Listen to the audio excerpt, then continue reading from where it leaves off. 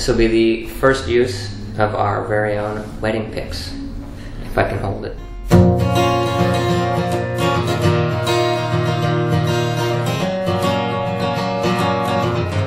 My name is Carey Migliaccio, and I met my husband-to-be Chris Bellog in Aruba in October 2004, and we're getting married this Saturday in Williamsburg, Brooklyn.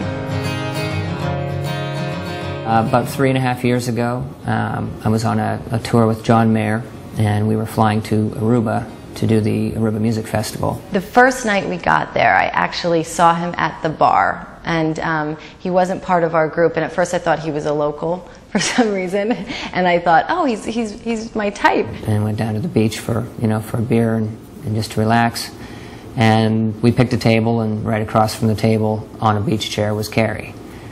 So my head was spinning. I was at work and I was in work mode, but I thought, oh wow, this is a good opportunity. And so it just was so amazing that I met him on the beach, and he happened to be with the band, and we got to go to the show.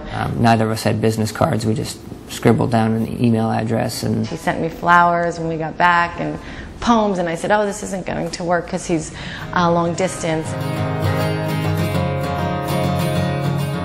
Over 15 years of touring, I've gotten used to two things: that you're going to be a lonely person. You'll have your friends that are in every city that you go to in the world, and that becomes your family.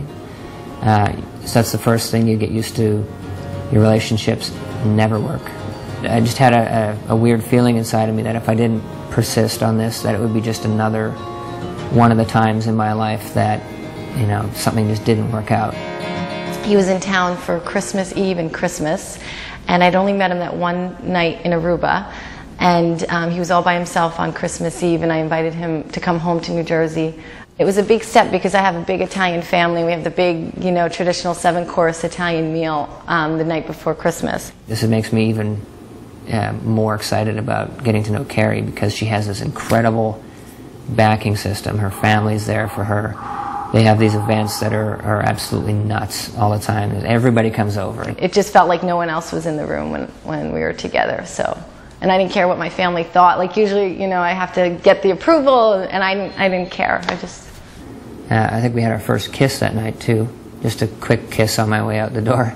After that night, I said I need to either accept his unconventional lifestyle or not, because he travels 300 days a year. So it wasn't going to be like, oh, I miss you. I had to accept it or not.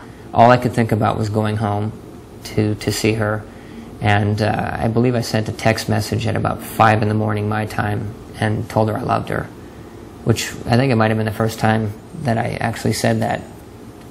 I love you by text. But Phil Collins divorced his wife with a fax, so it's a new age. Last year he was traveling with the Rolling Stones, so he was in Europe for 3.5 months. It's not once in almost 3 years had Carey even once broke down and mentioned the fact that I was gone as much as I had been. I went to visit him halfway through, but it was kind of like, the home stretch. I felt like if we could get through this, we could get through anything, because that was, I think, the longest we were apart. And then he came back, and he was asked to produce the Aruba Music Festival that year, October of last year, and it was our 3-year anniversary. A good friend of mine that runs a division of Live Nation, he made me an offer just doing the exact same thing as I do, but wait a minute, I'm going to be in New York, I'm going to be home. In my head I was like, great, this couldn't be more of a perfect scenario, so I'm definitely going to do this, and I'm definitely going to ask her to marry me in Aruba. And on our anniversary, the 3rd day into it, we went to a private island. There's a peninsula that goes out on the water, and Carey really likes hammocks a lot. So I figured, well, I got to get to this hammock because that's where I want to do this. I reached behind and scratched my head, and I sort of pulled the box out. So he hands me the box and he says, "Happy anniversary." And so I opened the box, and there was the ring, and he said, "Will you marry me? And thank you for putting up with me traveling for 3 years." And I said yes. So, and I'm crying. Sorry. And it was like a pretty stunning moment. All this sunshine from the day seems to just rip right through your body. You turn red hot, and I'm sure I looked like a beet or a carrot or something. But she was just as red, and it was very emotional. It was great.